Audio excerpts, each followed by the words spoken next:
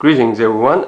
Before I was planning to go to my workplace, I turned on the TV and started watching the History Channel, and I'm having this Ancient Aliens series, season 9, and this has something to do with my current talk, the 9 wishes.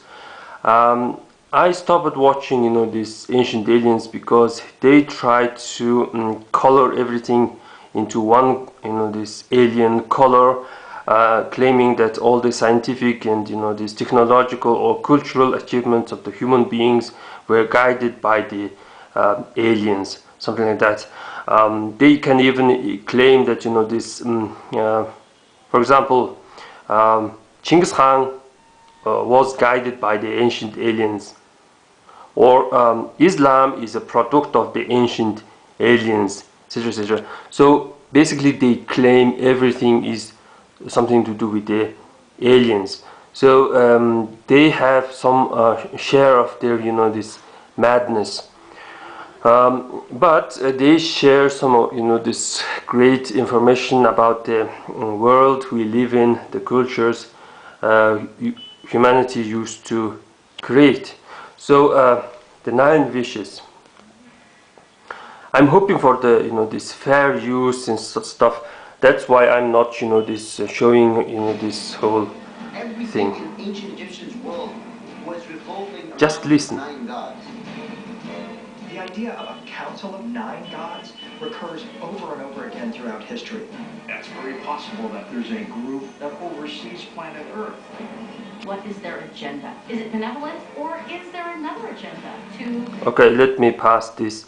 As you can see, there can be this 9 this idea of 9 gods occurring everywhere, and they say there was It's very important to understand that this was a serious scientific endeavor. scientific.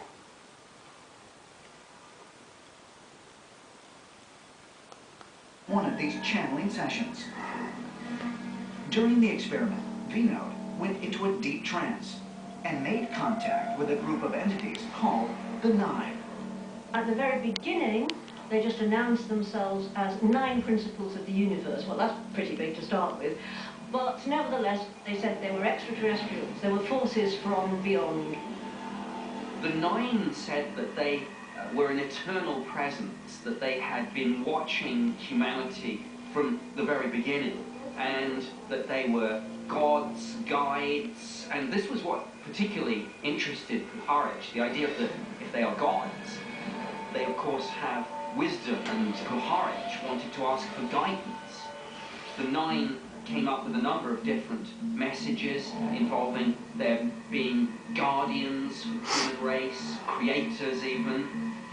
Puharich, he said, what is your name? Who are you? Okay, let me this make it this more forward. Could this be evidence of a long-standing federation of extraterrestrials overseeing earthly affairs? In the spot where the temple of the sun god Atum once stood. Okay, they talk about these Egyptian gods. Closer to home, I guess they will talk about the China. Oops, there's a long this. Oh, sorry. Thousands of Taoists throughout the region celebrate a 2,000-year-old tradition called the 9 Emperor 2,000 years old. The 9 Emperor Gods Festival is a very, very important festival in Southeast Asian Chinese communities, and it revolves around a carnival-like ritual that takes place for 9 full days. The point of this festival is to summon the very, very powerful 9 Emperor Gods, because they're seen as residing up in the skies.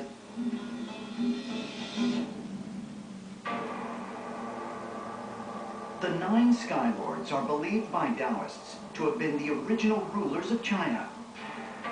and the offspring of the supreme god of creation.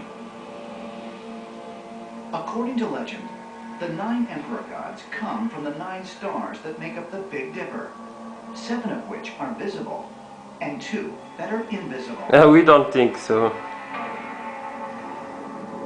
They are tasked with controlling the universe and keeping order on Earth. There is this belief in Taoism and Chinese culture in general that the supernatural world takes the shape of a bureaucratic empire. And there's a very detailed hierarchy with ranks and bureaus. And the fact that these are known as the 9 emperor gods show that they're very high-ranking gods in this celestial bureaucracy. The bureaucracy is kind of horrible idea, Function of governing, but it's basically, okay. the celestial realm, but also the human realm. In order to assure the will of the gods is honored for the upcoming year, select devotees. Okay, children, devotees and even stuff. Let me, this change to other cultures. America were known to worship 9 gods called the Lords of the Night. Mesoamerica. In the Norse tradition, 9 gods survived the Ragnarok, or earthly destruction. According to Buddhist legend, the Emperor Ashoka consulted with a secret society called the 9 Unknown Men, who were said to possess the knowledge of the universe. The ancient Etruscans of Italy also believed in 9 gods that could be persuaded to influence the fate of mankind.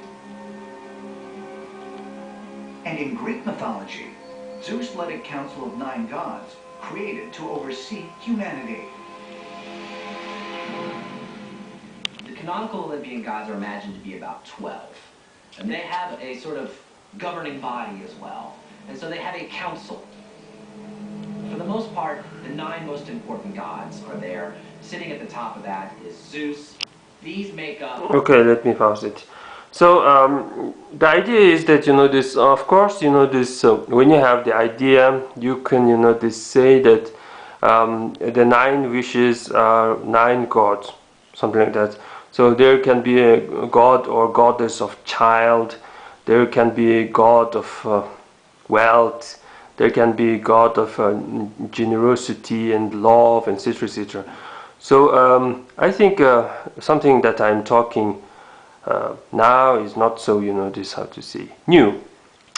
Well, that's pretty much for today, and thanks for watching.